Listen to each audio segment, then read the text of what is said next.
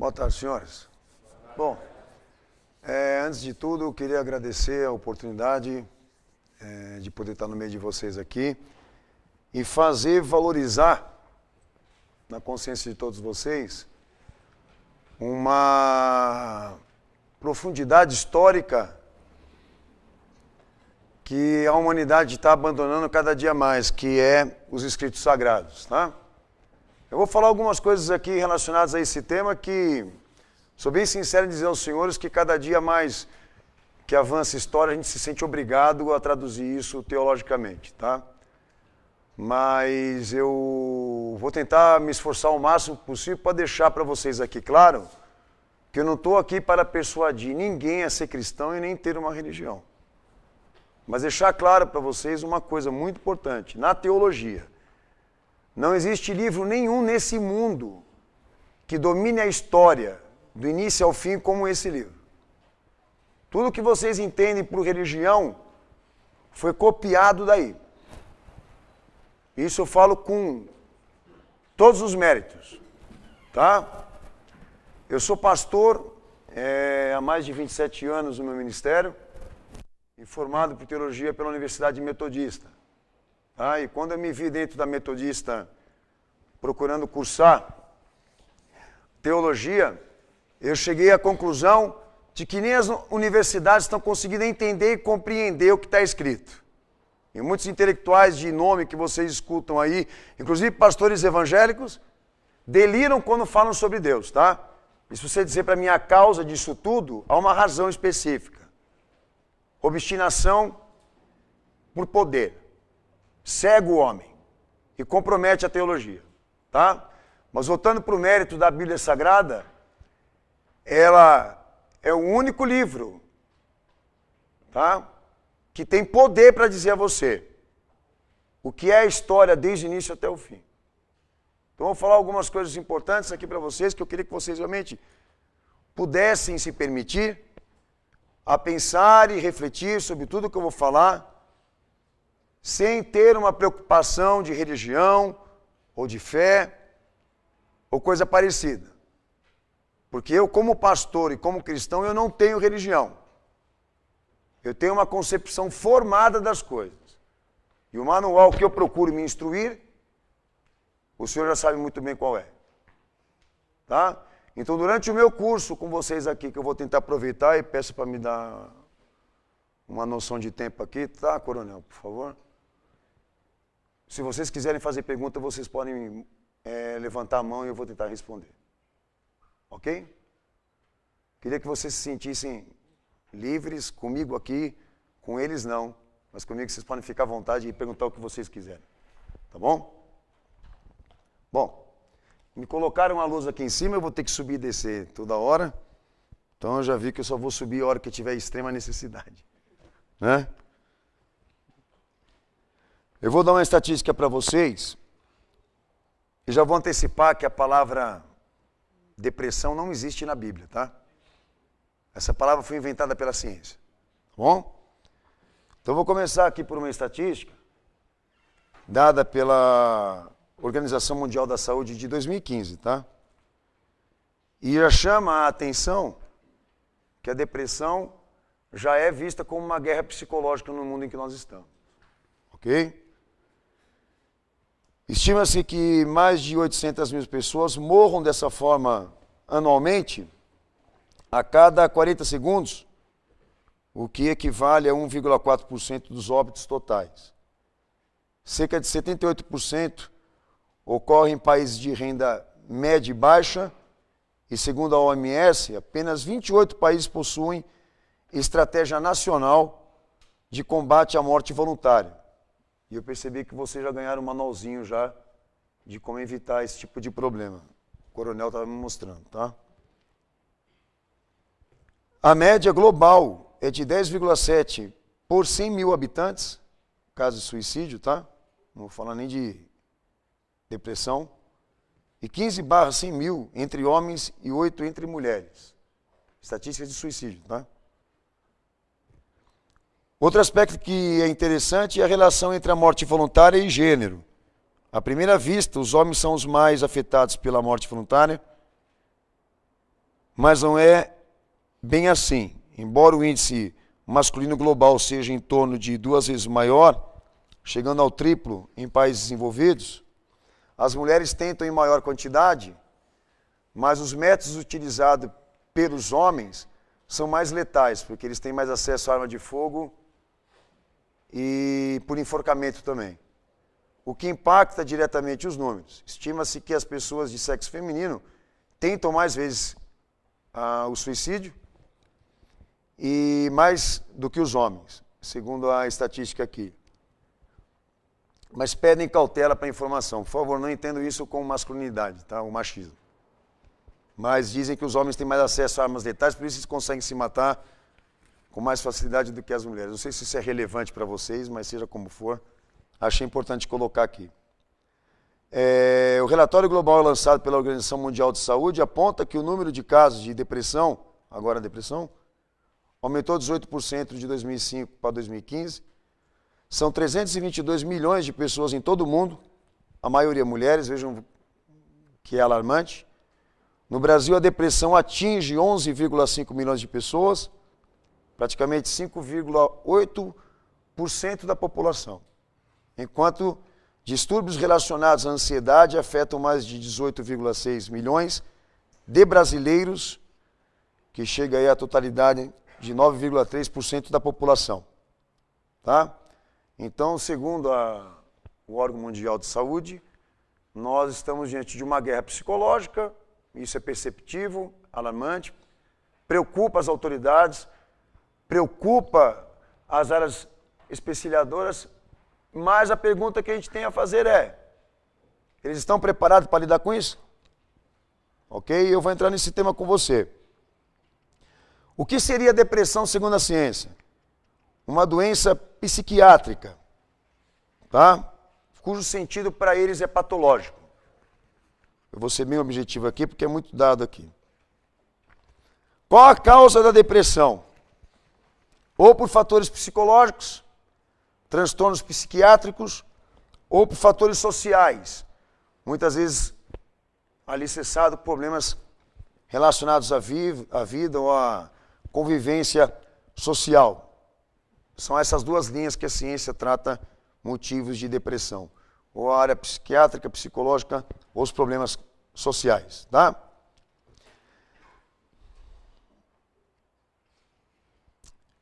Diferença entre tristeza e depressão. Fazem questão também de fazer essa diferença. Tristeza para a ciência tem um motivo. A pessoa sabe que está triste. Mas a depressão não pode ser vista assim. É uma tristeza profunda e muitas vezes sem conteúdo. Não tem natureza, tá? Sem motivo aparente. Mesmo se algo maravilhoso acontecer ou estiver acontecendo com a pessoa, ela está triste mesmo assim, segundo o que eles definem por depressão.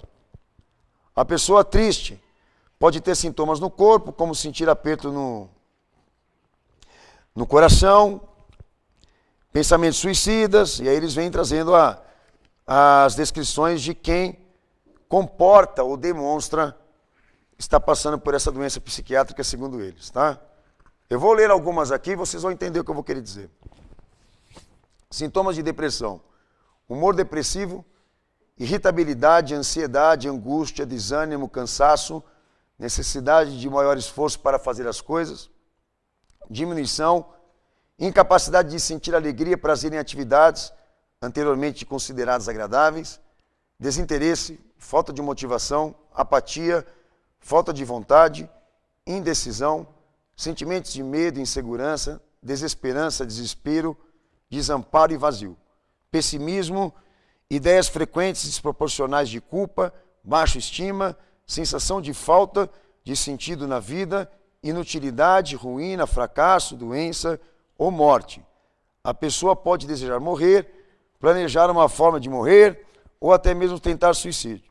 Interpretação distorcida, negativa da realidade, tudo isso é visto sob uma ótica depressiva, um tom cinzento para si, segundo o que eles falam aqui, e em relação ao mundo.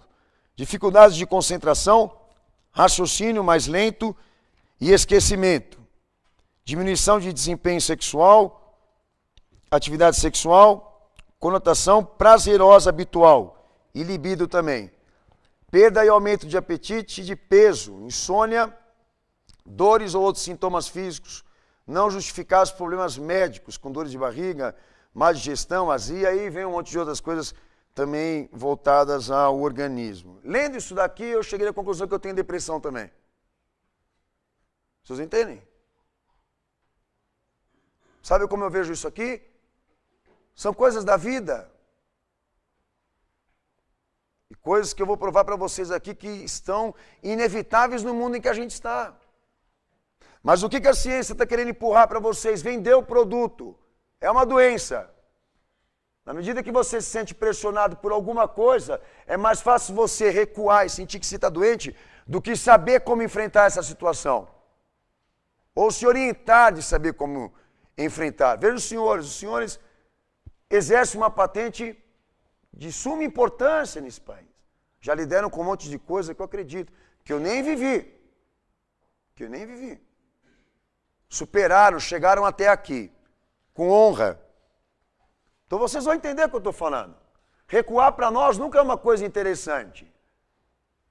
Em nenhuma questão da vida, do homem. Então eu já falo aqui que de primeira mão, jamais eu admitiria alguém chegar para mim e dizer para mim que os sintomas que eu estou tendo na minha vida, por pressão da vida ou responsabilidade, esses sintomas é porque eu estou com um problema patológico. Senhores, teologia é uma coisa prática. Não é só aprender a dobrar o joelho no chão, orar e falar com Deus. Tá? O privilégio de você ter a fé verdadeira é você saber identificar o problema, mas não com raciocínio, mas com a orientação divina. Infelizmente, nós vivemos numa sociedade controlada, onde as pessoas estão sendo obrigadas a repetir coisas que para elas não têm significado, mas porque é moda elas precisam falar. Nós vivemos uma crise de consciência e de opinião.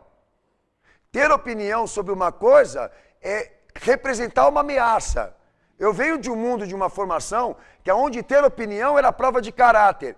Você vive numa sociedade, por ter opinião, você é sacrificado. Você é visto como marginal. E até na área teológica, tá? Qualquer coisa que você discorde da visão contemporânea, eles querem te taxar como criminoso e te perseguir e te odiar por isso. Então não comprem essa ideia controlada. Investiguem tudo aquilo que vocês escutam, que vocês escutam da ciência também. Nós não somos contra a investigação, nem contra as informações. Mas é importante, na teologia eu viso isso sempre. Tá? O conhecimento e a comprovação são coisas inseparáveis. Inseparáveis.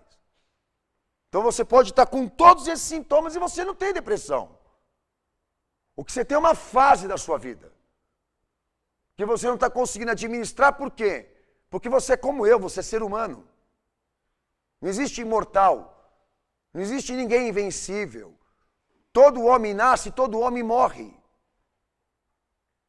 Nós somos pessoas que precisamos de algo maior do que existir. Algo acima do que só existir. Que eu vou trabalhar com vocês hoje aqui, se eu tiver tempo. Mas eu gostaria que os senhores pensassem assim. Chegou um diagnóstico para mim, o médico mandou uma lista de um monte de coisa que eu estou passando e botou na minha cabeça que eu tenho uma doença. Então, por favor, tire um raio-x da minha alma e do meu espírito e diga para mim o que está dentro de mim. Será que eles têm essa capacidade? Eles não têm essa capacidade. Tá? Mas é isso que está sendo vendido pela ONU, é isso que está sendo vendido pelos órgãos e as instituições importantes. Eu digo para os senhores por quê. E não tenho medo de errar no que eu vou falar. A indústria farmacêutica é a indústria que mais lucra e mais ganha com doença e com incapacidade. Tá? Falam que abre igreja a cada esquina, não abre uma farmácia em cada esquina. Tá? Doença dá dinheiro. E fazer você ser uma pessoa controlada por remédios, para eles é ótimo, porque toda semana você vai estar lá para comprar. É disso que nós estamos discutindo aqui. Há interesses em jogo. Me trouxeram aqui para você, para abordar depressão à vista da teologia. É o que eu vou fazer com vocês. Porque vocês estão diante de situações que não estão conseguindo entender e compreender no ser humano. E é a minha área, entender isso à luz da palavra de Deus.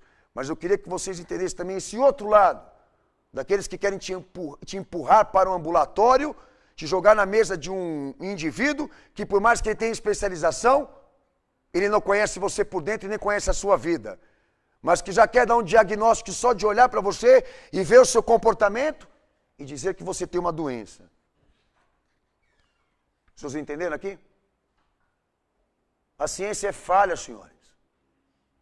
O único que não erra aqui é o divino. Então não comprem a ideia, investiguem, procurem saber. Sempre. Tá? Nunca escutam nada sem contestar. Inclusive o que eu vou falar aqui hoje. Então se hoje mandar assim lá para a minha igreja lá, pessoas que têm problema de depressão, que aceitaram essa ideia de depressão, vocês podem ter certeza de uma coisa. Eu não ia ignorar nada do que essa pessoa ia me falar. Mas a linha do meu trabalho com ela de recuperação é o que eu vou falar para vocês a partir de agora. Eu não tive tempo para preparar nenhum slide, tá? Mas eu vou ler muita coisa aqui, eu queria que vocês prestassem atenção. E eu quero falar uma coisa a partir de agora importante que eu falaria para qualquer um, tá? O ponto de vista, o ponto de partida, de avaliação de um pastor honesto é isso aqui. É a busca de um padrão, a busca de unidade de pensamento de como o homem deve ser visto por Deus. Isso na teologia se chama exegese. O levantamento dessa unidade de pensamento de como Deus vê as coisas. Qual é a regra que nós seguimos à risca? Não existe religião se Deus não falar primeiro. A ordem é essa. Toda verdade que nós temos que crer deve ter sido falada por Ele pessoalmente. Se não foi dito por Ele, se essa iniciativa de divulgação e testemunho não foi pessoal e particular dele, não tem sentido nada daquilo que nós vamos ler ou aprender, porque é humano. A diferença da ideia inata, a diferença da ideologia com a revelação é muito grande. Porque aquilo que o homem pensa é relativo. Aquilo que Deus fala é tudo. Então, quando nós queremos construir, tá, uma resposta para o que eu vou tratar hoje aqui, a consulta que nós fazemos está fundamentado nisso. No que ele falou. No que ele revelou de si mesmo, sem interferência humana. E esse padrão nas Escrituras existe de capa a capa, senhores. Tá? Ali nas Escrituras Sagradas, não tem gente em cima de uma mesa debatendo ideias e discutindo o que é convencional e o que não é convencional. O Deus que fala ali em Gênesis, ele termina em Apocalipse pensando a mesma coisa e direcionando as coisas da forma mais correta como ele vem falando em toda a história. Não há divergência de pensamento. Isso, na teologia honesta, como eu disse para vocês aqui. Então aquilo que nós chamamos de fé, é isso. É enfrentar essa realidade, o oráculo falado, Deus falando. Você tem essa coragem? Porque o que você, na verdade, está indo agora, a nível de experiência, é permitir que Ele seja Deus e Ele, por conta, Ele fale qual é a vontade dEle na sua vida, ou então o que Ele pensa sobre as coisas. Inclusive, como Ele pensa sobre o homem, como um complexo. Tá? Esse é o primeiro princípio que eu vou usar com você, que é meu argumento científico. É o que está nas Escrituras. Que nós entendemos que não foi escrito pelo homem, foi testemunhado por ele e só registrado pelo homem. Tá? A outra coisa importante aqui. A tarefa é dogmática. Os senhores têm princípios aqui, não tem? Os senhores cedem aos princípios de vocês quando vocês estão exercendo a patente? Jamais. Se fizerem isso, são fracos. Deus é a mesma coisa. Se ele é pessoal, se ele é racional, e é, porque construiu tudo isso, quem disse que ele vai ceder o que ele pensa e vai entregar à sociedade o princípio dele para fazer gente feliz aqui nesse mundo? Que Deus que é esse que abraça qualquer ideia e qualquer coisa e qualquer valor e aceita tudo o que ele vê de errado aqui nesse mundo? Senhor, se Deus for assim, eu não quero. Por isso que ele tem leis e ele tem mandamentos, como esse batalhão também tem. Então a primeira coisa que você usa na teologia é encontrar o caminho que ele se revela. E fazer a distinção entre o convencional e o sagrado. E o que a gente usa na teologia? Para encontrar o caminho. O fundo histórico de tudo que ele difundiu. Por isso Israel. Israel não é um país especial na teologia. Tá? Especial que eu digo de uma genética diferente do que a sua. Israel é a arqueologia pura por onde esse Deus se manifestou. E vem se manifestando ao longo de toda a história, tá? Por meio de personagens, figuras importantes que estão registradas aí, de pessoas que existiram. Eu costumo falar na minha igreja, se algum insano disser para você que Jesus não existiu, você me procura que eu quero saber quem é ele. Dizer que ele não é o Cristo é um direito seu, porque é uma questão de fé. Dizer que ele não existiu é insanidade. É ignorância, é falta de concurso, de informação. Por quê? Porque a arqueologia prega a existência disso tudo. Tudo que esse livro te narra, ele tem total autoridade e legitimidade na sua narrativa. Se você vai crer nisso ou não, é um direito seu. Mas dizer que isso é mentira, jamais. Porque se trata de personagens, de pessoas que existiram. Não são mitos. Então, todas essas pessoas ou esses acontecimentos que este livro narra para você, nós na teologia entendemos que são padrões de acontecimentos que Deus participou e que hoje, para a nossa realidade, não seria diferente a forma dele atuar. Eu vou dar um exemplo claro para os senhores. Tá? É muito importante tudo que eu estou introduzindo aqui para vocês. Uma vez, Jean Williams chegou e disse que Sodoma e Gomorra era um mito, não disse? E disse que aquilo que aconteceu lá, e ficou bombardeando essa questão para defender a homoafetividade. Você escolher a tua vida sexual é uma coisa. Você dizer que Deus aceita é outra. Você dizer que você tem direitos civis de exercer as tuas funções, as tuas escolhas, é uma coisa. Mas dizer que a teologia é a favor disso, aí você se contradiz. O que é Sodoma e Gomorra na fala de Cristo? Exemplo de destruição, de tudo aquilo que Deus não queria que existisse, padrão de destruição, sabe? E Jesus desceu para legitimar esse acontecimento, como se ele dissesse assim, é um exemplo que está lá no fundo histórico, lá atrás, que se nós formos resgatar aquele acontecimento, nós vamos ter uma noção do que Deus faria com essa sociedade e com a modernidade. Se isso vai se repetir, se isso vai acontecer, não é meu tema com você aqui. Mas em compensação, Deus se revela ser o que Ele é dentro da história. E esses padrões se repetem.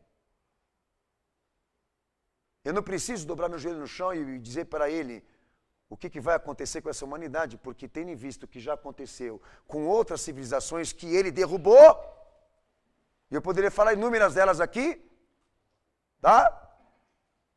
O Papa mesmo entrou dentro de um campo de concentração alemã e ele, um homem estudado, informado, jamais poderia ter falado isso. Aonde estava Deus enquanto os judeus eram massacrados aqui? Você não tem que perguntar onde estava Deus, aonde estava a lei e os mandamentos no coração desse povo.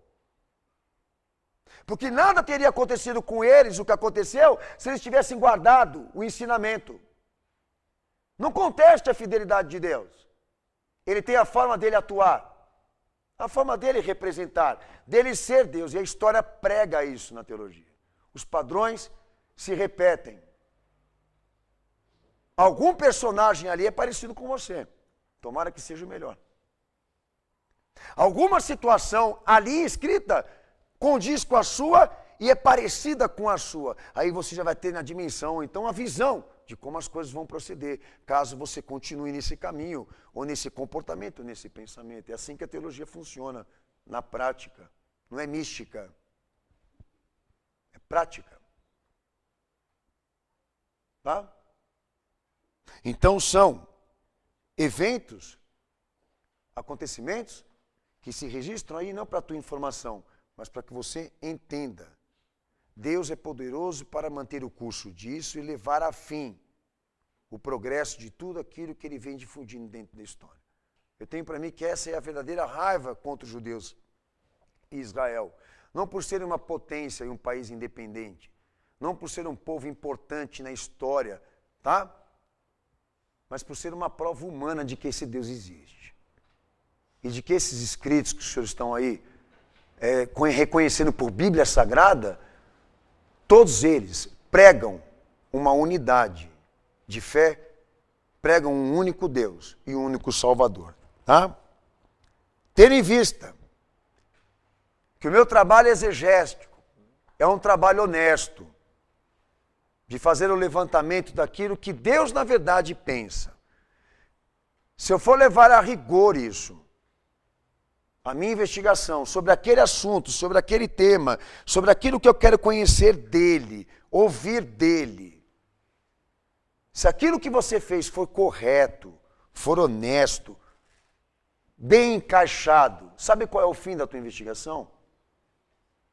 Sabe qual é o objeto final de tudo que você chegou à conclusão?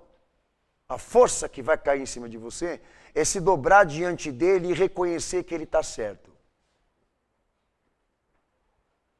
Se isso não aconteceu, alguma coisa errada você fez na sua investigação. Porque se você acertar, o fim disso é a sua confissão. Eu não estou falando de religião. Eu estou falando de fé. Deixar com que a existência dele esteja presente na sua vida sem alterações, sem modificações, com a liberdade que ele precisa para dizer quem ele é, ou dizer quem é você, ou a natureza do teu problema, ou a situação da qual você está agora atingido, seja como for. Se ele tiver essa liberdade, na tua consciência, na tua busca religiosa, na tua dedicação, se você for uma pessoa realmente honesta, Jesus ele falava assim, um homem que cultiva pedras preciosas, que ele tinha encontrado muitas delas. Mas ele sabia que havia uma que era melhor do que todas aquelas. E que se ele encontrasse, ele estaria disposto a vender todas para ficar só com essa. Há muitas coisas boas que se pregam nas religiões. Mas há um só Deus e um só que salva. E o dia que a gente encontra a verdade, a gente não vive mais de teoria, senhores. De abstrações filosóficas, de pensamentos inatos, de ideias colhidas de um pensamento de um homem que eu nem sei quem é e nem sei se ele existiu.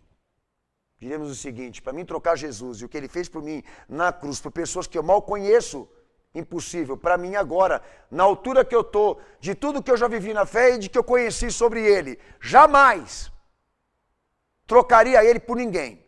Nem por mim mesmo. Tá? É assim que chega a conclusão do que é uma fé na vida de uma pessoa. Crer nele, em Deus, e crer em Jesus é uma coisa tão forte em você que ninguém consegue arrancar. Porque não se trata de teoria. Se trata de conhecimento e comprovação. Se o teu conhecimento virou comprovação, então porque a tua investigação foi certa, e você fez da forma mais correta. Se você tem uma religião e buscou, investigou, mas não sabe para onde vai e nem de quem é, então, amigo, alguma coisa você fez errada na sua vida. Você é um ótimo militar, mas sobre Deus você delira. E precisa parar para rever os seus conceitos. Eu vou falar sobre depressão? Não. Eu vou falar sobre angústia e sofrimento, que são os termos bíblicos para usar com vocês hoje aqui. Como eu disse a vocês, depressão não existe, essa palavra, na Bíblia Sagrada. A 12, deixa eu fazer uma pauta aqui. Alguém quer perguntar alguma coisa? É que eu vou falando, entendeu? Eu sou assim mesmo. Mas se os senhores quiserem perguntar alguma coisa, tá liberado, coronel? Tá? Por favor, sinta-se à vontade, só levantar a mãozinha e eu vou ver você. Tá? Oi. Tá. Existem 12 palavras hebraicas e 21 termos em grego que transmitem a ideia de sofrimento e angústia, dor, aflição, pressão, tormento e falta de paz. Teologicamente, sofrimento é uma aflição mental, reconhece isso, como de espírito, como também pode incluir dor física, tá? Isso não é negado nas Escrituras Sagradas, tá bom? Agora eu vou subir lá.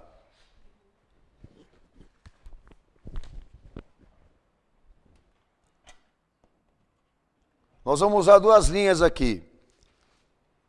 O contexto bíblico sugere que o sofrimento pode ser um efeito de julgamento divino, sofrimento por empatia, por miséria de uma outra pessoa, sofrimento vicário, por penalidade de uma outra pessoa, e Cristo representou isso, tá? Sofrimento testemunhal, de arrependimento, de fé verdadeira ao Senhor, sofrimento preventivo, por querer prevenir o mal, e sofrimento educacional, por disciplina, treinamento na semelhança de Cristo, tá? Nós vamos usar duas linhas aqui. A do julgamento divino,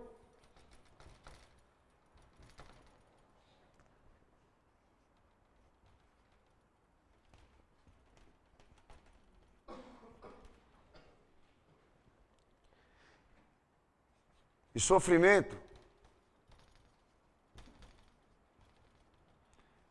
educacional. Tá? Vocês vão entender por quê. O que nós vamos evitar aqui? A generalização. Aquele indivíduo lá, ele está sofrendo. Mas qual a natureza do sofrimento dele? A teologia é a favor que isso seja identificado.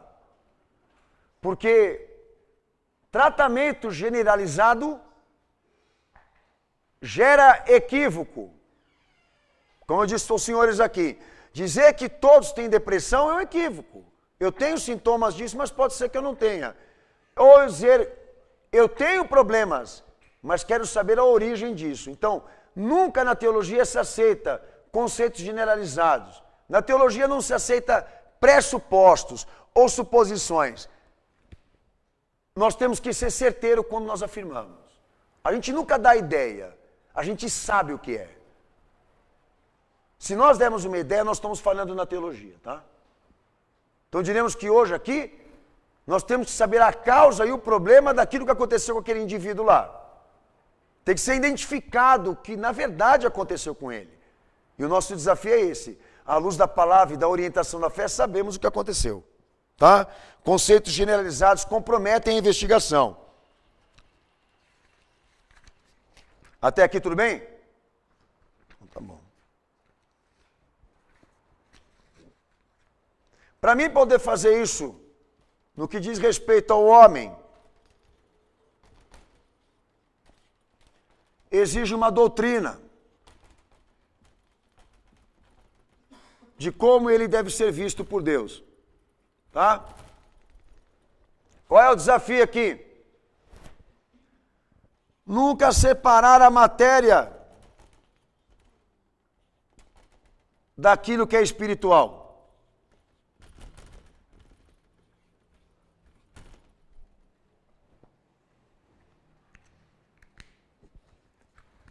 Ou seja, quando se trata de problemas daqui e daqui, eu não posso transferir isso para a matéria. Eu tenho que me manter focado exatamente em saber a raiz desse problema internamente no homem. Uma coisa que as Escrituras ela não permite ela não aceita, é isso, é dividir o corpo da alma e do espírito. Ou seja, é patológico. E se não for? E se não for? E se esse problema que esse indivíduo está passando aí tiver uma ordem interna, digamos assim, espiritual? Porque eu disse aos senhores, depressão é vista como doença. E como que eles conseguem identificar como doença uma situação espiritual de um indivíduo? Tem raio-x para isso? É o primeiro equívoco que eu quero apresentar para os senhores aqui. Tá? Então, ou seja, toda investigação nossa na teologia, estas duas coisas sempre têm que estar unidas, elas nunca podem separar. O indivíduo tem que ser completo na presença de Deus. Isso para não gerar o que dele? Ele, indivíduo. Total independência do divino. Autonomia. Ele tem que estar ciente de que a vida que agora ele tem, essa vida aqui é proporcionada. Não é da mãe dele, do pai dele. Deus proporcionou a ele o direito de existir. E ele não pode considerar vida só o contexto material. Há partes nele que são eternas, são imateriais, partes que ele talvez nem domine a nível de percepção, mas é aonde Jesus mais se foca a falar do ser humano, diremos assim, quando o tema é restauração. Essas duas partes aqui, elas só se separam quando o homem morre. Quando essas duas partes se separarem, é porque na teologia Deus já chamou o homem de volta da onde ele saiu desde a sua concepção. É que nem história. Quando a gente vai falar sobre ele, a gente fala de toda a história. Quando nós vamos falar do homem, a gente fala desde a sua concepção.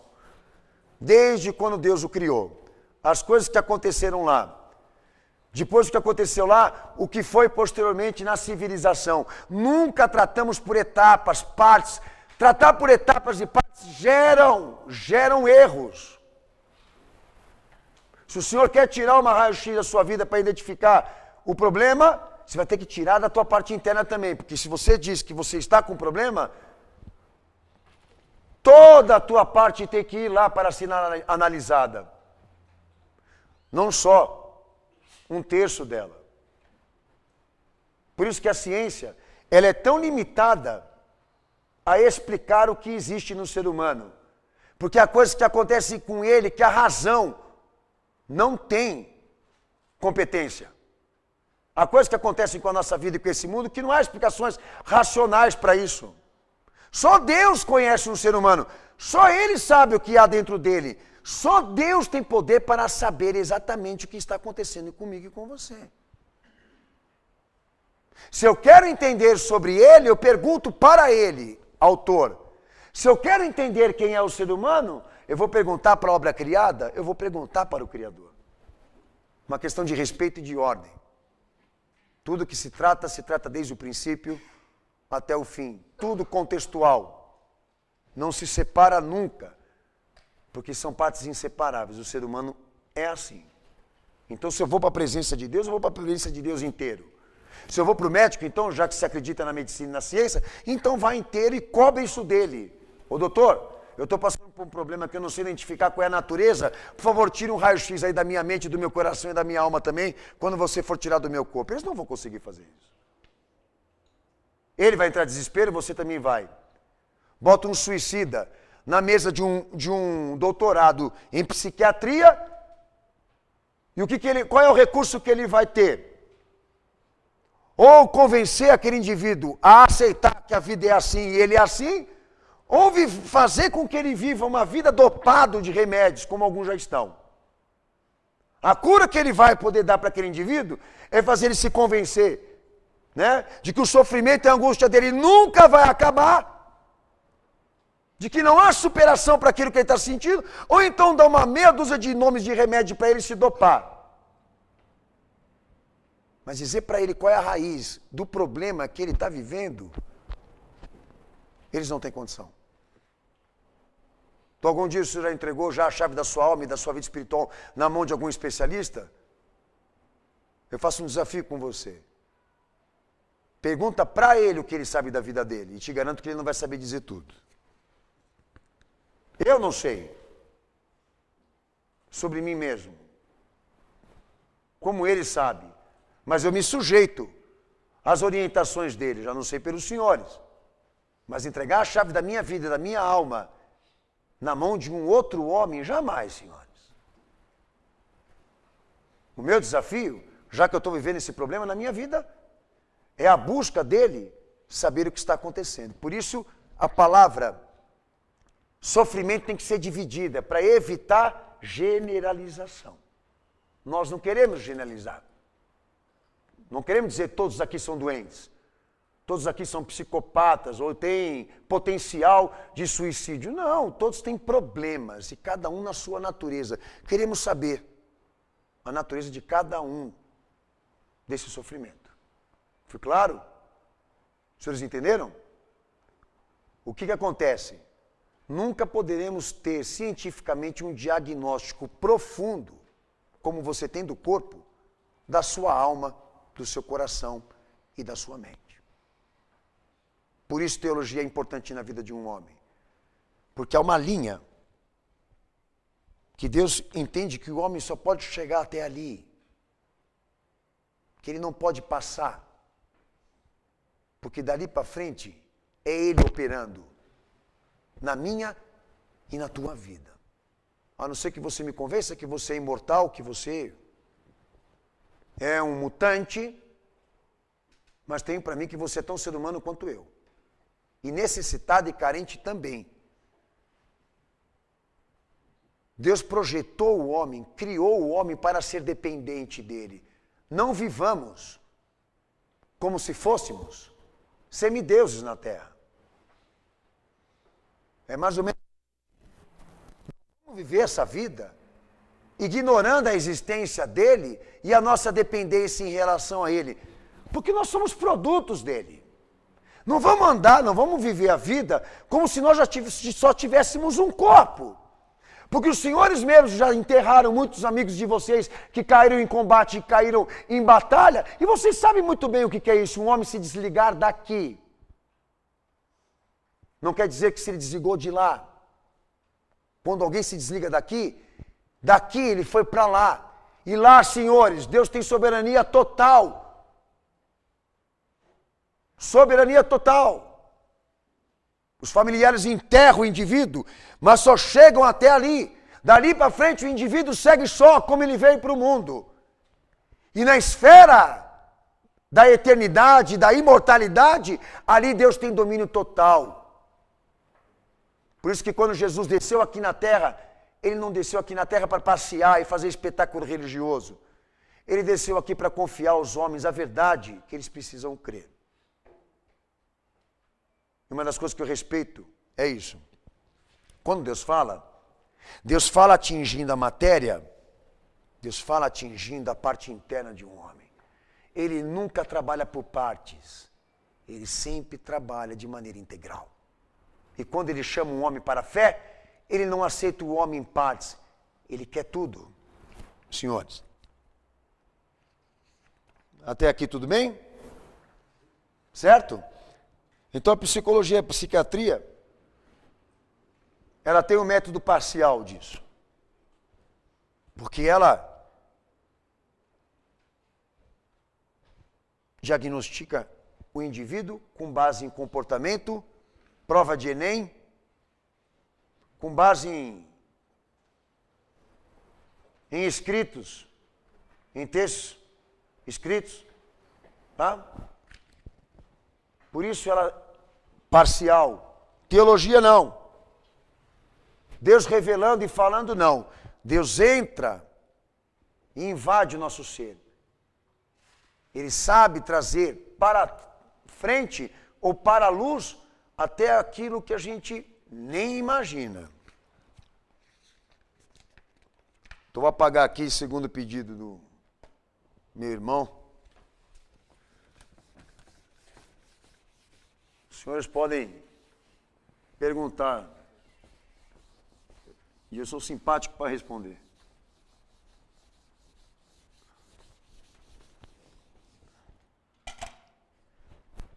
Para descrever o homem, nós precisamos de uma doutrina, não disse? Então agora nós vamos entrar na antropologia.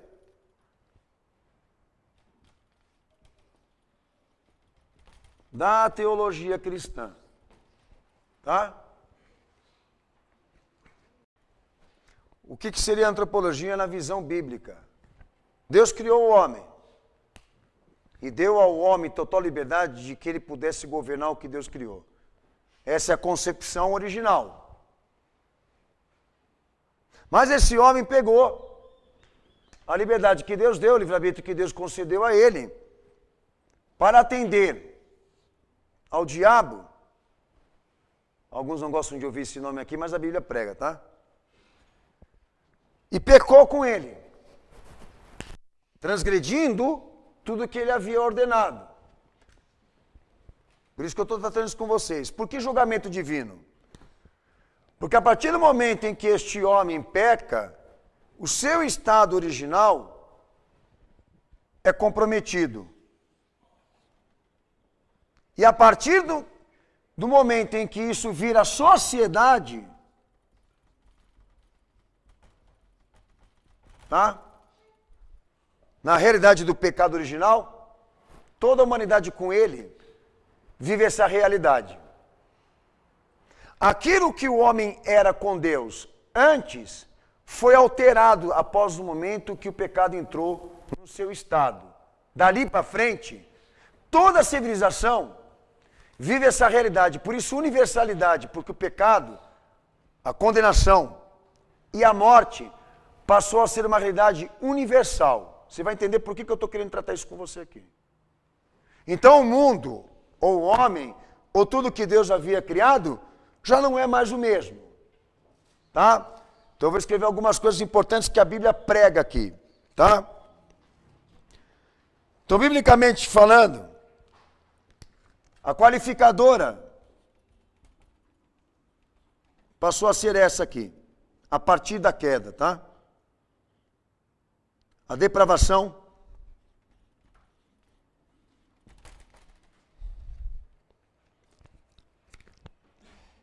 a incapacidade,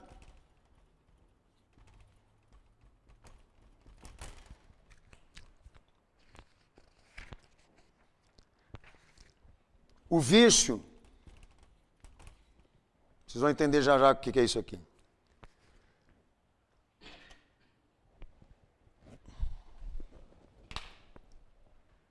E a responsabilidade.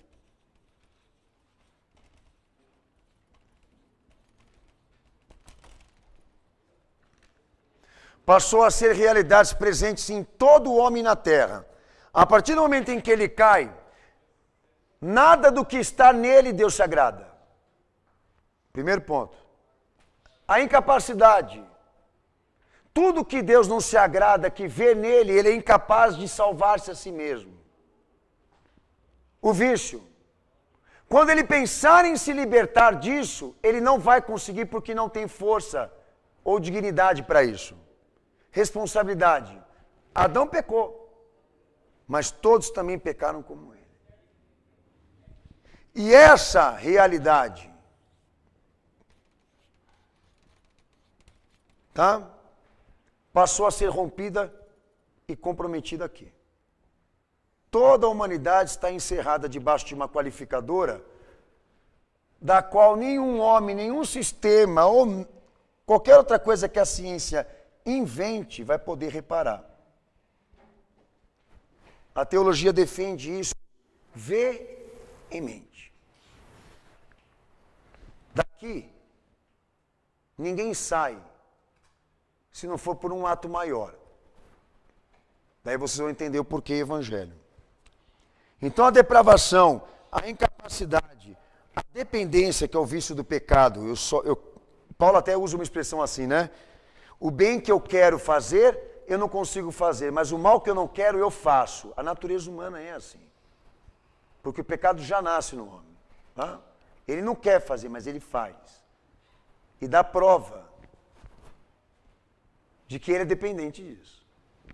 E a responsabilidade, ninguém faz empurrado, todos fazem com livre-arbítrio e com escolha.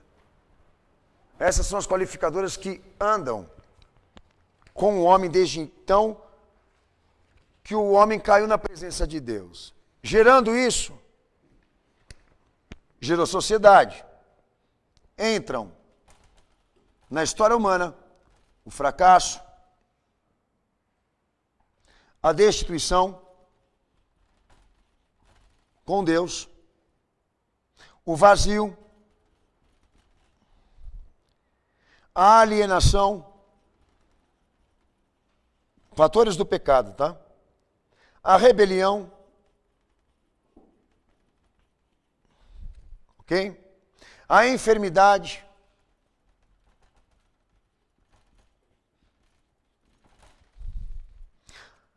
a corrupção. Eu estou colocando aqui só para vocês poderem registrar. E a morte também. É isso que a gente chama de sofrimento por julgamento. Qual é o raciocínio aqui? Nós vivemos num mundo afetado pela corrupção, desde então, e o constrangimento com alguma coisa relativa a sofrimento e angústia é inevitável para nós. Aonde houver a corrupção, tem isso. Você quer parar de sofrer, quer parar de ter angústia? Você vai ter que sair do mundo, filho, porque enquanto você viver aqui, você vai se deparar com um elemento que a gente chama de ser humano, que você olha para ele hoje não sabe a diferença entre ele e o animal. Alguns, eu acho que o animal é melhor até. A sociedade fala em modernidade, fala em avanço, avançou de um lado, mas para o outro regrediu. Porque a gente vê pessoas cometendo atrocidades com o ser humano e com o próximo, que civilizações atrás não faziam. Talvez. Fazem até de maneira aberrante. Tanto que a corrupção hoje é uma coisa que ninguém aqui pode negar. Alguém dizer aqui para mim, pecado não existe, pastor. Então qual é o nome que você quer dar para isso? A corrupção é o tema. A iniquidade é o tema. Isso é tema para nós, de avaliação aqui e reflexão. O homem separado de Deus, uma barreira de inimizade entre ele desde Adão. Toda uma civilização privada dele e dos seus benefícios, porque fazem o que Adão fez até numa proporção maior.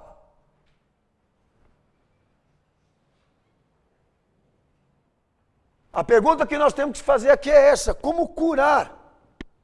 Como estancar isso? Como modificar essa situação? Não separe a matéria do corpo e da alma. Olhe para o Criador e pergunte para Ele se isso aqui são verdades, se essa verdade me empurra, né, para essa qualificadora. A pergunta que nós temos é: quem vai nos salvar? Quem irá nos salvar? Deixa eu ser mais ainda claro com os senhores aqui. Todo homem que nasce de uma mulher, todo ele não merece Deus. E vocês vão entender por que eu estou falando isso daqui. Biblicamente, um homem pensar assim, que ele já nasce com Deus, é ilusão. Eu vou falar por quê. Não é o sentimento que os senhores têm de que Deus é um mero espectador, de que ele fica em cima do muro, olhando o mundo sem fazer nada? Os senhores não pensam assim? Por que Deus não desce aqui, nesse mundo, e não resolve essa situação aqui? Porque não é como Ele quer salvar a humanidade. Eu já vou entrar no mérito aqui agora. Não é como Ele quer salvar a humanidade. Ao invés de desacatar, ou de testar a fidelidade dEle, o amor dEle, a misericórdia dEle, pergunta para Ele qual é a estratégia que Ele usa para resgatar pessoas que estão debaixo desse quadro deplorável de corrupção, iniquidade e transgressão. Essa é a nossa preocupação. Como curar a corrupção. Como estancar os falsos conceitos, a falsa instrução, que eu nem entrei ainda no mérito, nem sei se vai dar tempo ainda, que é o julgamento educacional. Mas até aqui, como que a gente vai melhorar o ser humano? Como que a gente vai melhorar o conceito de vida dele? Como que a gente vai melhorar o pensamento dele?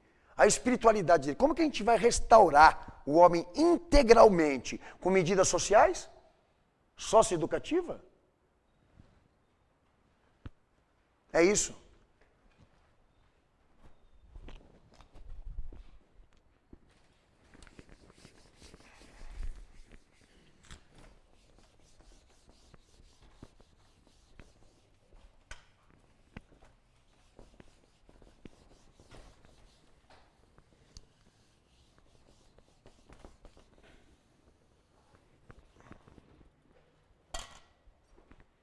Daí quando entra o estudo do Evangelho, da Cristologia, que é o estudo de Jesus Cristo,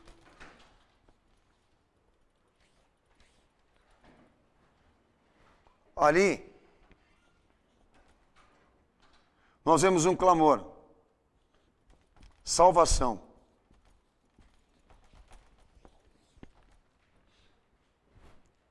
E o Evangelho começa a anunciar que a forma de Deus intervir na humanidade não foi inocentando o homem de suas culpas, mas enviando o Filho dele aqui na terra. Por isso Jesus fala que ele é o Filho do homem.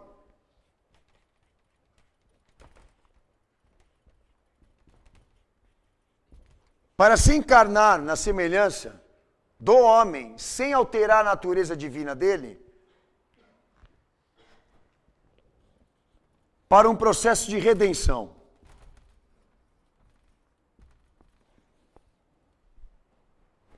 Que para nós soa como redenção, de dentro para fora.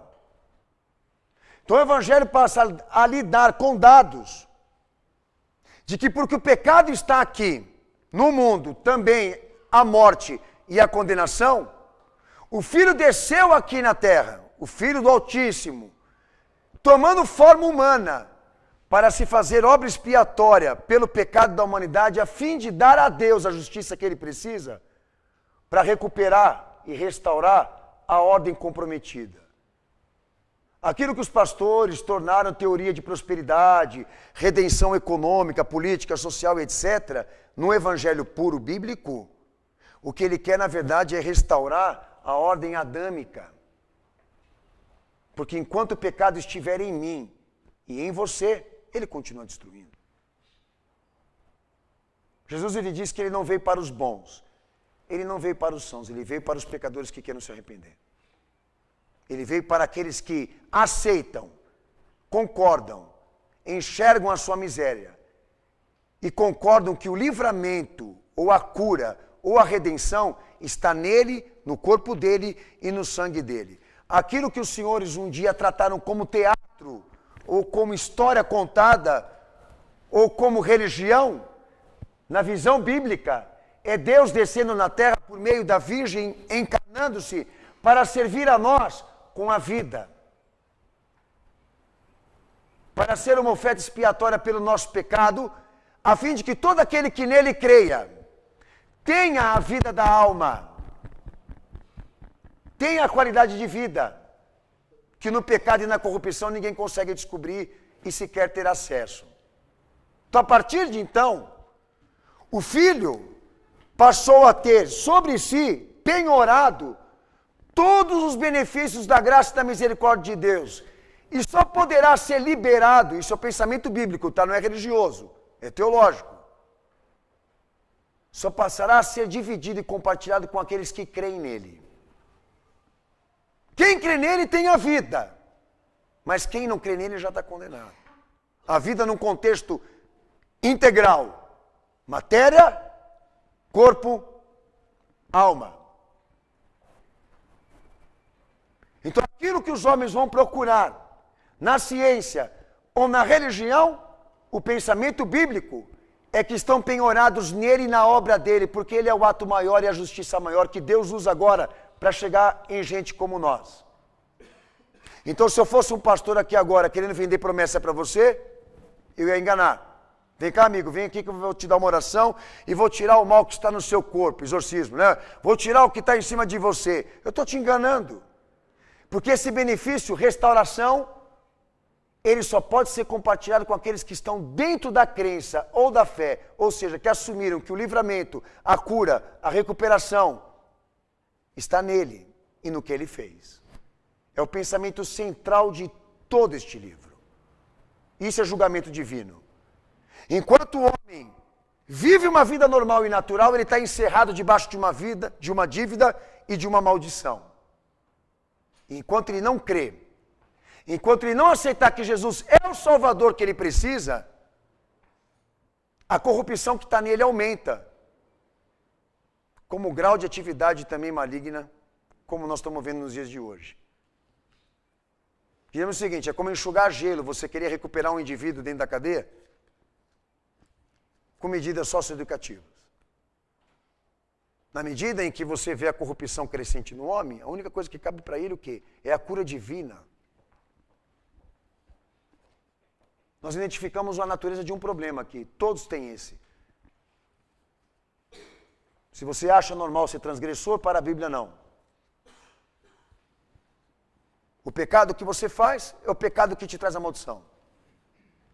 E a fé que você nega nele é o que está fazendo potencializar o mal que está em você. Esse é o pensamento bíblico. Quanto mais você corre disso, dele e do chamado dele, mais a corrupção fica em você e mais você se arrebenta nela. Mais você se desgraça. É o pensamento bíblico. Tanto que tem pastores, se eu pudesse, eu prendia. 80% deles eu mandava para a cadeia. O coronel é da minha igreja, ele sabe como eu trabalho. Eu não engano, senhores. Tanto que eu não sou sendo ecumênico com você, nem político aqui. Me chamaram para tratar sobre depressão e eu não estou interessado em chegar na depressão. Mas a natureza do mal que atinge a sociedade agora não pode ser vista por uma questão econômica, política, social, emocional. Nós já nascemos projetados para perder, a não ser que Deus faça alguma coisa. Meu Senhor disse que adianta o homem ganhar o mundo todo, se ele vai perder a sua alma. Que adianta o homem ser próspero por fora, mas por dentro ele ser um miserável e um perdido. De nada vale se a bênção não chegar em todas as partes dele. Evangelho é isso, nas Escrituras, tá? Então, para finalizar essa parte aqui que eu tenho que logo encerrar com os senhores, a qualificadora que eu trouxe para os senhores aqui é o pensamento de Deus sobre todo o homem, por isso a antropologia. E no Evangelho, a vista é essa: um homem só consegue cura, só consegue recuperação, só consegue a redenção por meio de uma atividade e de uma união exclusiva com o Cristo. Porque a justiça maior é Ele e o que Ele fez sobre todos nós.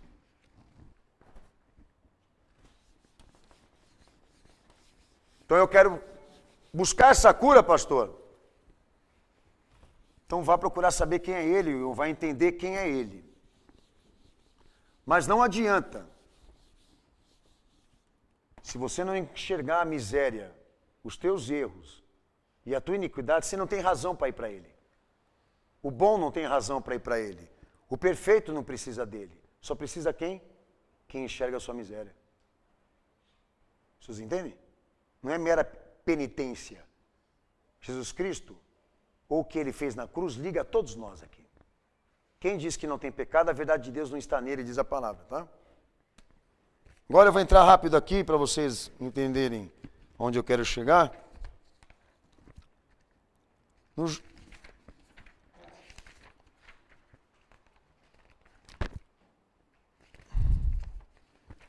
No sofrimento educacional.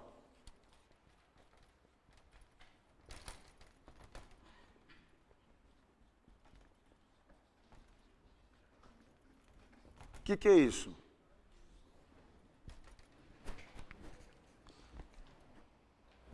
O entendimento daquele que assume Jesus é que a sua consciência e o seu pensamento passarão a estar governados pela palavra que ele prega. As escolhas que ele fará na vida dele são traduzidas por Jesus. Eu vou dar um exemplo para vocês aonde entra a angústia e o sofrimento na esfera de uma pessoa que não tem a fé. Segurança. Futuro e livramento.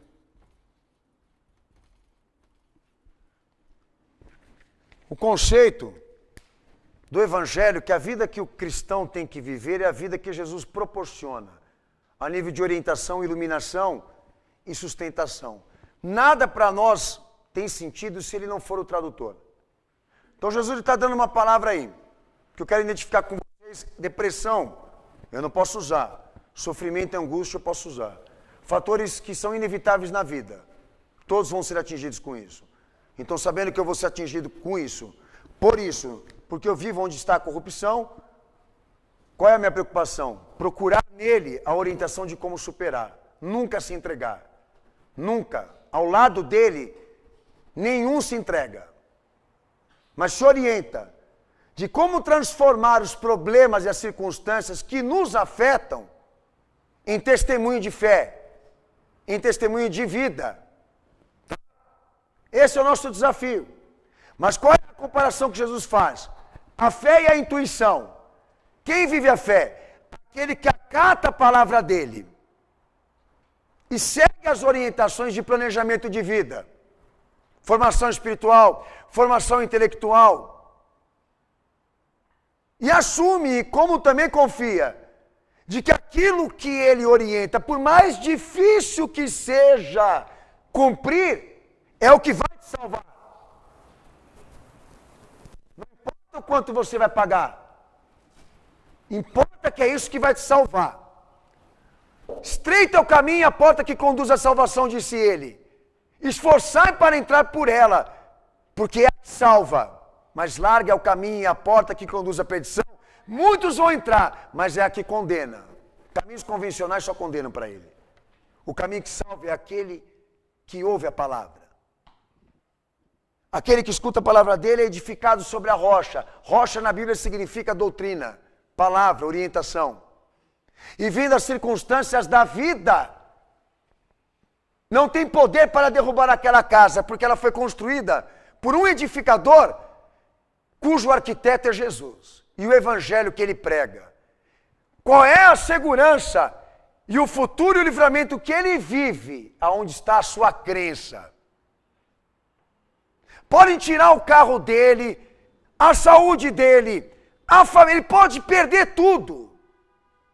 Mas Jesus o completa. Sabe uma das coisas que os intelectuais enxergam na igreja primitiva? A força que aqueles irmãos tinham de enfrentar o martírio romano, de enfrentar sentenças por serem cristãos, sem negar a fé. Eles não acreditam que aquela força venha de um Jesus mitológico. Porque ninguém se doaria a tanto flagelo, a tanto sofrimento por um Jesus que não existe. Ou por mentiras que foram inventadas de discípulos. E eles chegam ao convencimento de que eram pessoas que se dedicavam ou estavam entregues inteiramente ao Jesus que elas amavam e criam. Amavam mais do que as suas próprias vidas. E sofrimento e dor para eles não era motivo de perca de vida, mas um motivo de glória. Um motivo de glória, de dizer a Jesus, obrigado por o Senhor ter vindo me salvar. Transformando circunstâncias extremas em testemunho de fé. Mas já esse cara que construiu a sua casa sobre areia, sobre a intuição, sobre os costumes, as culturas, os pensamentos alheios, vindo as circunstâncias da vida, da corrupção que é inevitável, destruiu a casa dele. Por quê? Porque não tinha fundamento. O que Jesus está querendo dizer aí? Que para o ímpio, para o homem normal, a segurança, o futuro, o livramento está nele mesmo e no que ele possui. Qualquer coisa que ele perder aqui é o fim para ele. Porque é no que ele acredita e no que ele se respalda. O que Jesus na verdade está querendo dizer? Senhores, todos na sociedade estão propensos a um dia não querer mais viver. Porque a razão pela qual o sustentam na vida são fúteis demais, rasas demais, para conseguir mantê-los. Por isso que vocês vão se deparar muitas e muitas vezes com pessoas expurgando essa doença, esse sofrimento, porque estão precisando de algo acima de existir ou de ter. Um homem, segundo o meu Senhor, ele não pode valer pelo que ele possui, mas pelo que ele é. E nós estamos sendo tratados na sociedade dessa forma, como objetos. As pessoas estão sendo consideradas e amadas pelo que elas podem produzir, nem pelo que elas são. O ser humano virou um subproduto, tá? Eu entendo a depressão como isso. Um julgamento que está sobre o homem, porque ele precisa da graça de Deus, da misericórdia de Deus, que ele não quer reconhecer. E um julgamento por falta de instrução, porque ele construiu uma perspectiva de vida em cima da areia. Toda a vida dele está inteiramente dedicada e debruçada à crença ou a acreditar em si próprio, ou no que ele tem ou no que ele possui aqui. Então Jesus, ele prepara o fiel para atravessar e superar cada uma dessas aflições que a vida nos prepara ou que a corrupção procura nos atingir. Para nós, quando o problema chega, a vida continua, senhores. E continua assim, com ele revelando o melhor caminho, o caminho mais excelente do que querer acabar com a sua vida, ou querer acabar com a vida do próximo, ou fazer coisas desse tipo como os senhores estão temendo e estão vendo que é alarmante. Mas eu disse a vocês, ok, é uma questão de fé. Assumir que o livramento, o futuro, a segurança e a redenção seja ele, é uma questão de fé. Tira agora isso, o Evangelho, como proposta de Deus para chegar até você e te ajudar. Coloco agora o mundo em que estamos aqui. E volto a retomar um mundo normal. Quais são as medidas que nós vamos tomar aqui? Se não é ele e o milagre dele é um livro de orientação que vocês dão, caso acontecer de você se sentir deprimido naquele dia, tome uma água com açúcar, vá lá e pegue um remédio receitado para você ficar dopado, anestesiado, e quando isso voltar? De novo. Tantas e tantas outras vezes isso se repetir. E conjugado com isso, conta para pagar, problemas na família, situações que vocês têm que enfrentar diariamente. Essa pressão que está em cima de nós constantemente, mundo industrializado. Se os senhores verem a agenda da ONU de 2030, para a quarta revolução industrial, ali eles já programam uma vida geneticamente controlada. Ela passará de ser vida biológica para ser vida digital. É o transhumanismo. Vocês sabem o que quer dizer isso? O homem vai ser constantemente controlado e manipulado por forças ocultas, tecnológicas, políticas, científicas. O homem não vai responder mais por si mesmo. O que eu quero dizer que a obsessão, a obstinação pela compra, por ser, por ter, por conseguir, por avançar, vai ser tanta e tanta, que isso que nós estamos discutindo aqui vai aumentar mais ainda. Porque a vida é uma coisa simples, que a gente só entende quando Deus ilumina. Quando Deus nos dá uma capacidade de entender o que é mais excelente. Tirar essa sobrecarga de cima de nós, de coisas que nós estamos levando, que nós não estamos suportando levar e que a gente não vai precisar de nada disso. Os homens estão deixando de se alegrar e de gozar das coisas simples, das coisas mais importantes, para se focar naquilo que não tem valor nenhum. É a doença do século, senhores. É a contextualização material. É tornar o corpo, a matéria, a coisa mais importante do ser humano. Essa é a corrupção pior para mim. Negar que ele veio e que você precisa dele. Agora, se você é forte o suficiente e a ciência que está em você também, se livre disso. Porque ninguém vai conseguir te ajudar. Isso eu posso ter certeza. Não querendo desmoralizar e nem desqualificar nenhum profissional. Longe de mim. Longe de mim. Mas eu quero ser prático com os senhores aqui. Me registra na história algum dia que ficou confirmado que isso funcionou para alguém. As pessoas que eu conheci, alguma delas conseguiram sustentar porque acabaram se acostumando e aceitando o mal que está nelas. Não fuja disso. É isso que nós estamos querendo identificar aqui, a real natureza da doença espiritual que está nesse século. A ausência, a falta da graça e da misericórdia de Deus. De uma fé que precisa ser buscada naquele a quem Ele enviou para ser o Redentor e o Salvador de todo aquele que encontra em si essa miséria. Cheguei na linha. Eu sei que daqui para frente eu não posso mais passar. Eu preciso dele. Então, se os senhores se desligaram disso, volta a ligar. Todos os casos de suicídio na Bíblia, todos eles envolviam corrupção, iniquidade e rebeldia. Não tem um justo, um fiel que se matou. Conheço muitos na Bíblia que enfrentaram angústias e sofrimentos por essas razões. Educação ou até mesmo julgamento. Mas se curaram. Jó mesmo, quando ele chegou ao extremo, né, do sofrimento inexplicável, ninguém entendia o que está acontecendo com aquele homem, ele procurou superar como? Na revelação de Deus. E quando ele conseguiu a cura e a recuperação, ele não tinha explicação para dizer para os outros de maneira racional. Mas o que mais importava para ele, o que era? Que ele passou aquela etapa na vida dele, de percas, que aquele homem viveu. Por isso que eu disse aos senhores aqui, não fuja do problema, procura saber o que é. Porque com certeza, se matar é um mal maior. Como é um mal maior também, chamar de doença, aí nas minhas instruções, aquilo que é identificado por uma obra que Deus ainda está reprovando e precisa resgatar. Se você é quem precisa ser resgatado, se doe a isso. Está aí a proposta. Pensem, reflitam sobre tudo o que foi falado. Querem tentar a psiquiatria e a psicologia? Façam isso. Depois vocês até podem pegar o telefone com o coronel lá, o telefone do pastor Daniel, eu quero conversar com ele.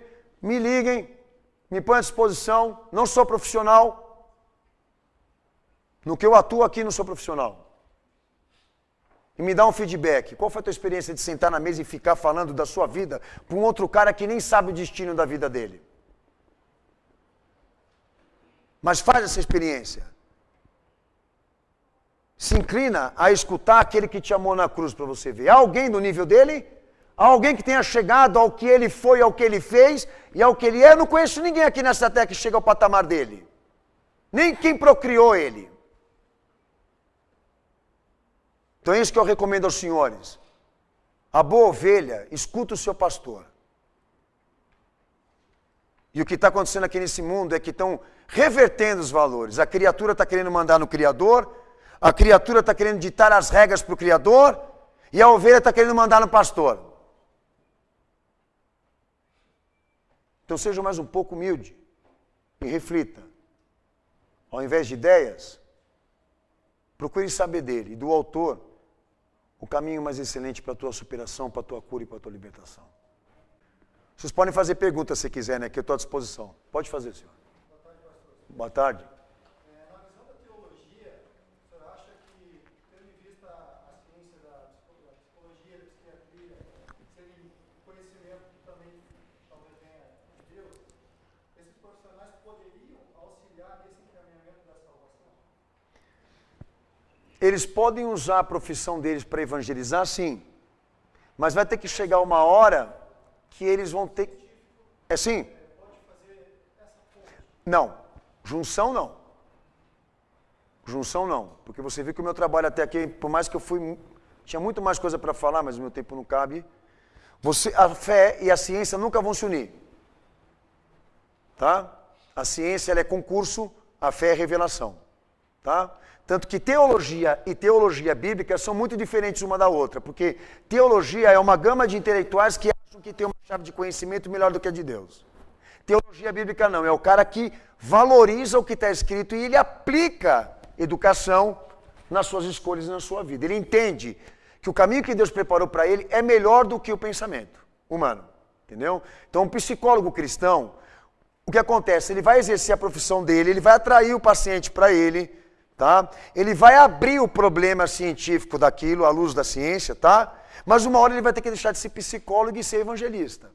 Daí ele vai ter que aplicar nessa pessoa o quê? Aquilo que eu apliquei. A antropologia do pecado, tá? O evangelho da redenção, entendeu? E o desafio confissional. Ou assume Jesus, ou vive as ideias inatas. E o cara vai ter que chegar numa decisão ali. Então um ambulatório, um consultório não é lugar para isso. Ele pode até conseguir administrar, mas ele administrar profissão e ministério é uma coisa muito difícil. Tá? E já a ciência e a fé, elas não se conjugam. Entendeu? Até que se você for ver a natureza da psicologia e da psiquiatria, vem de homens que eram completamente ateus. Certo? Todos eles eram ateus.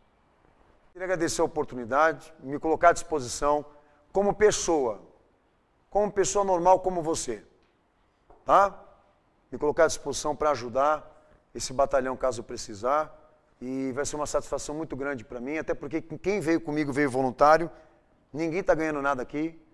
A gente tem o prazer de pregar o Evangelho, de anunciar Jesus na vida das pessoas, mas com um sentido de fé, não religião.